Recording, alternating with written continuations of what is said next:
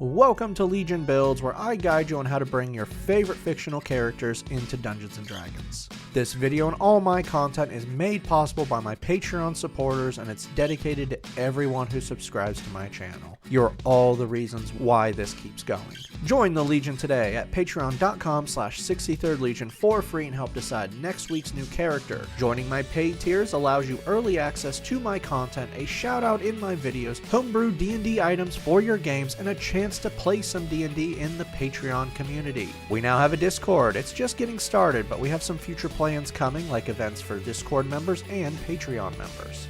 We're returning to the infamous series with the second protagonist, Delsin Rowe. In the beginning, Delsin was just a normal troublemaking street artist until he came across the criminal conduit named Henry Daughtry. It was then Delsin discovered the truth. He was a conduit, a human that can channel unique radiation and display amazing abilities. Now, there was a reason why Delsin never discovered what he was earlier, and that is, he had the power to copy the powers and abilities of those he touched. Once he does this, all he has to do is absorb energy to awaken the power set. With this, Delsin now has a long list of abilities. He has the ability to manipulate smoke, which allows him to fly, throw explosives, transform into smoke, and move through vents, and even explode. With neon manipulation, this allows him to fire laser shots with precision and move at super speed. Video manipulation allows him to create constructs out of digital signals, creating weapons and creatures. He can also teleport through satellite dishes and fly. And finally, concrete manipulation allows him to cover himself in rock armor and control rocks. Yeah, that last one is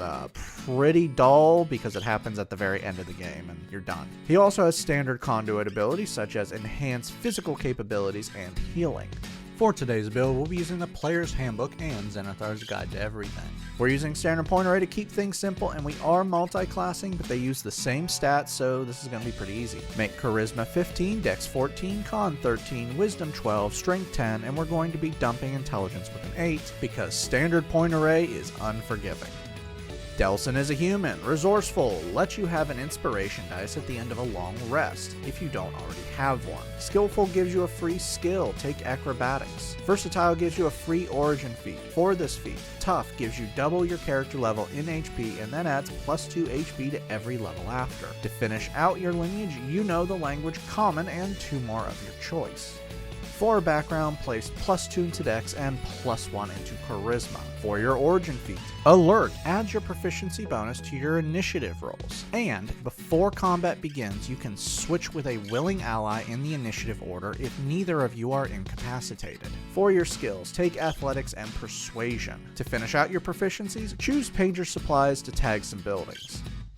Level 1 Warlocks start things off with 2 skills. Grab Intimidation and Deception. You're proficient in simple melee weapons, light armor, and the saving throws Wisdom and Charisma. Eldritch Invocations allows you to perform magical feats without spells. You gain 1 at this level. For your invocation, Pact of the Blade allows you to summon a weapon with a bonus action. Once summoned, this weapon can be any weapon you like. You are automatically proficient with it. You can use your Charisma modifier for attack and damage, and when you summon the weapon, you choose its damage type from Radiant, Necrotic, or Psychic. Pact Magic makes you a false spellcaster. You have limited spell slots, Charisma is your spellcasting modifier, and you regain all used spell slots at the end of a short rest, which is good because your total spell slots right now is 1. You're starting off with 2 cantrips and 2 first level spells. For your spells, Eldritch Blast fires a concussive blast out to 120 feet, dealing 1d10 force damage on a hit. Green Flame Blade from Tasha's causes your weapon to radiate heat. When you hit a creature within 5 feet of you, the heat hits another creature within 5 feet of you, dealing fire damage equal to your Charisma modifier, and this is going to get better as we go along. Those are just your cantrips. We don't actually need any first level spells right now, as Warlock doesn't really have the ones we want. Level 2 Warlocks learn Magical Cunning. After 1 minute, you can regain used Pact Magic spell slots, equal to half your total slots, which is now 2. You can do this once per long rest. For your new invocations, Armor of Shadows lets you cast Mage Armor without a spell slot. This gives you an AC of 13 plus your Dex modifier for 8 hours when you're not wearing armor. Otherworldly Leap lets you cast Jump without a spell slot. This gives you a jump distance of 30 feet by sacrificing 10 feet of your movement when you jump for 1 minute. For your new spell, once more, take what you want. We get everything next level. Level 3 Warlocks now have access to their subclass. Fiend from the player's handbook is going to give you some smoke. Kind of. Not gonna lie, Infamous 1 and 2 had powers that actually made sense. This game gave us smoke, neon, video, and paper. But this actually works pretty well, so let's do it. Dark One's Blessing gives you temporary HP when you reduce a creature's HP to 0 that is within 10 feet from you. This temp HP equals your Warlock level plus your Charisma modifier. Fiend Spells gives you free spells as you level up. You also now have second level spell slots. For your Fiend spell, Scorching Ray fires 3 bursts of smoke out to 120 feet, dealing 2d6 fire damage. Each shot can target a different creature or the same creature. Burning Hands unleashes a wave of smoke and burning ash in a 15-foot cone, forcing a dex save on everyone within the cone, or they take 3d6 fire damage. Heads up, the next 2 spells aren't you, but we have them. Command forces a wisdom save on a creature within 60 feet, and if they fail, you issue a single word command, and now they must do it. This spell comes with commands you can use, like drop to drop what they're holding. Suggestion forces a wisdom save on a creature within 30 feet. If they fail, you issue a 25-word command that they will follow to the best of their abilities, and this command can't be to do something that would cause them damage or be unreasonable for them. You must maintain this spell for 8 hours.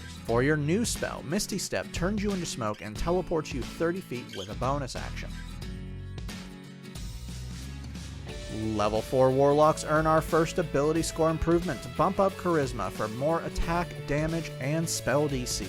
For your new spell, Spider Climb gives you the ability to run across walls for 1 hour while you maintain this spell. You have a climbing speed equal to your walking speed, and you can move across any surface without using your hands, including up walls and upside down. You get a new cantrip here, have fun choosing.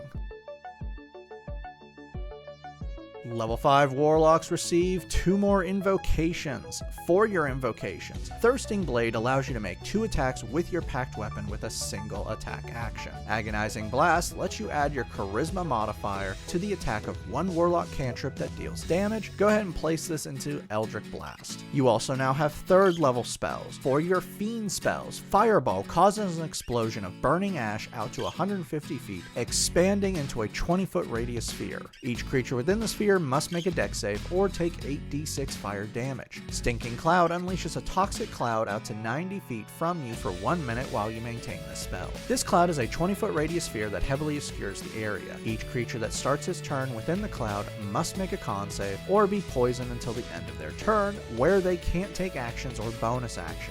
For your new spell, Gaseous Form turns you into smoke. For 1 hour while you maintain the spell, you turn into a cloud of smoke. While in this form, you have a flying speed of 10 feet, you have resistance to bludgeoning, slashing, and piercing damage. You're also immune to falling prone, you can pass through narrow openings, and you have advantage on all strength, dex, and con saves.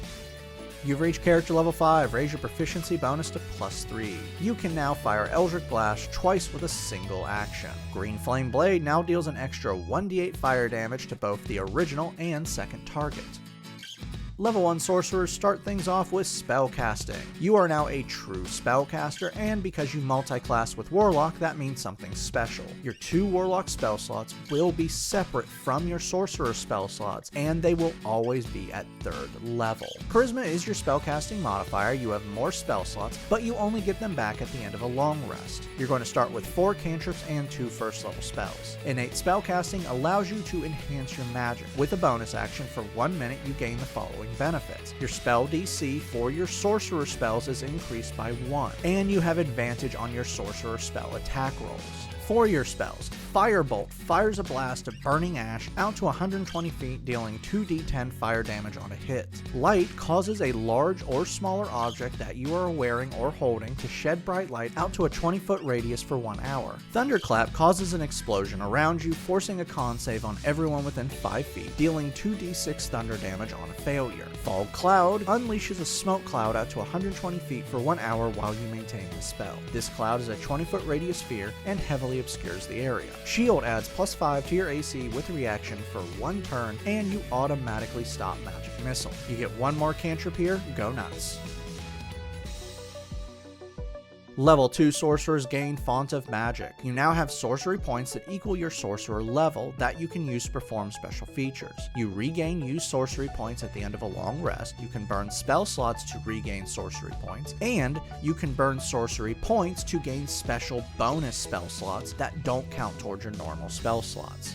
Meta Magic is more features that you can spend sorcery points on. You get 2 meta magic options here, and you can use 1 per spell unless the option states that you can use 2. For these options, Twin Spell costs 1 sorcery point, and now a spell that targets a single creature can now target 2 creatures. Transmute Spell costs 1 sorcery point, and now you can change the damage type of 1 spell to the following: Acid, Cold, Fire, Lightning, Poison, or Thunder. For your new spells, Magic Missile rapid fires 3 shots that auto-hit their target and deal 1d4 + 1 per shot in force damage. You can upcast this to add more shots. Thunder Wave slams the ground in front of you and unleashes a devastating wave of destruction, creating a 15-foot cube in front of you. Every creature within the cube must make a con save or take 2d8 thunder damage and be pushed back by 15 feet.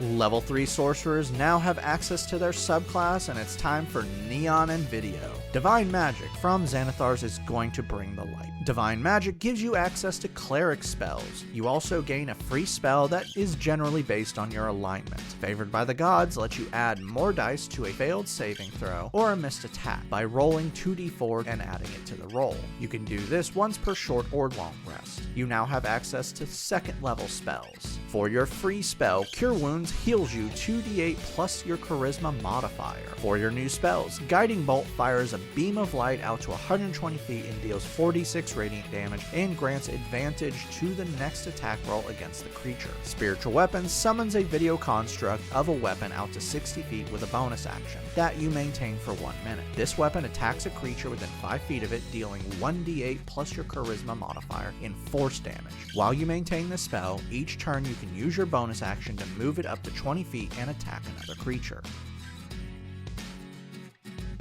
Level 4 Sorcerers earn another ability score improvement to cap off Charisma. For your new spells, Word of Radiance unleashes a wave of light, forcing a con save on everyone within 5 feet of you, and dealing 2d6 radiant damage on failure. Hold Person traps a humanoid within 60 feet in stone, forcing a wisdom save. If they fail, they are paralyzed for 1 minute while you maintain the spell. Your character level 9, raise your proficiency bonus to +4.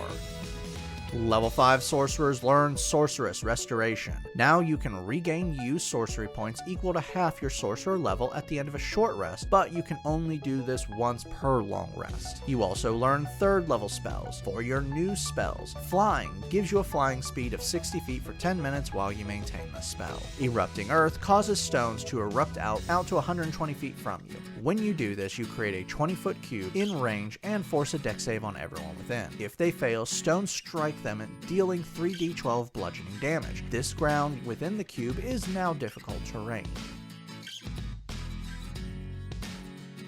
Level 6 Divine Soul Sorcerers received Empowered Healing. Now whenever you or an ally within 5 feet of you rolls dice to regain health, you can spend 1 sorcery point to re-roll any of those dice once. You can do this once per turn. For your new spell, Haste increases your speed for 1 minute while you maintain this spell. While active, your speed is doubled, you gain +2 to your AC, you have advantage on dex saves, and you gain a free action. For this action, you can dash, disengage, hide, use an object, or make a single attack. When this spell ends, your speed is reduced to 0 and you are incapacitated for 1 turn as you have to regain your energy.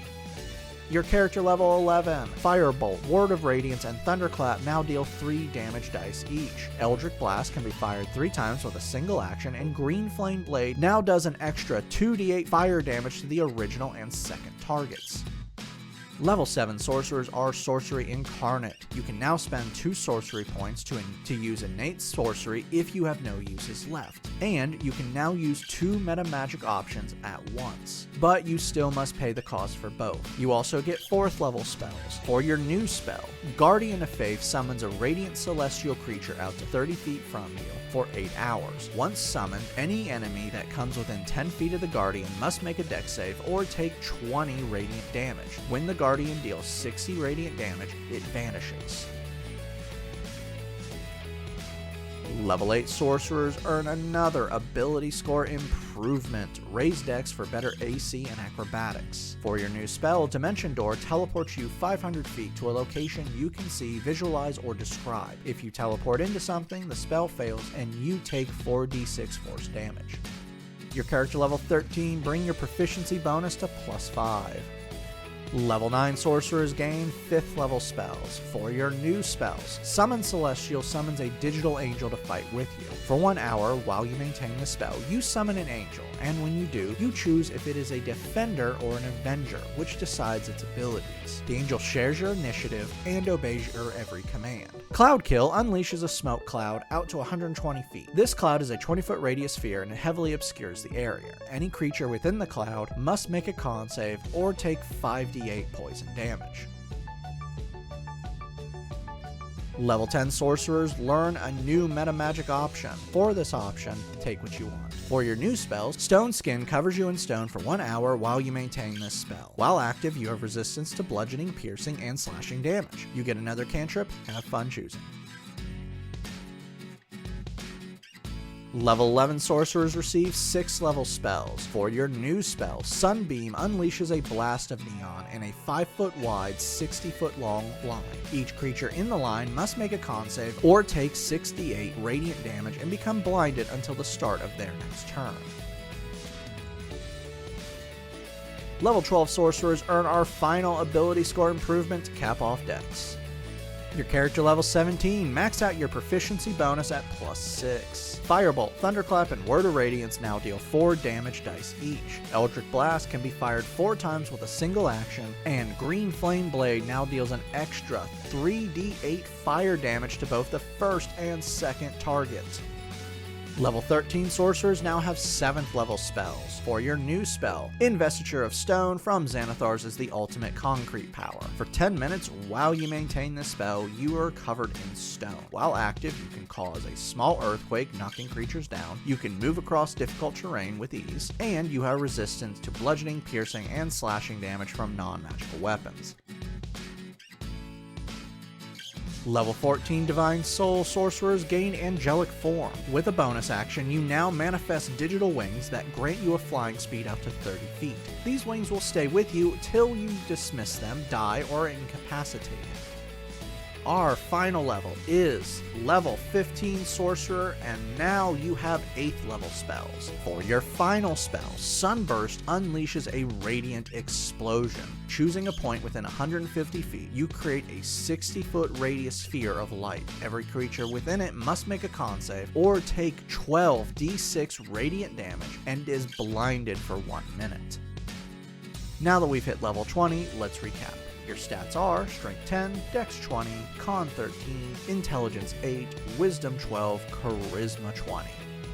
Your total character levels are Warlock 5, Sorcerer 15.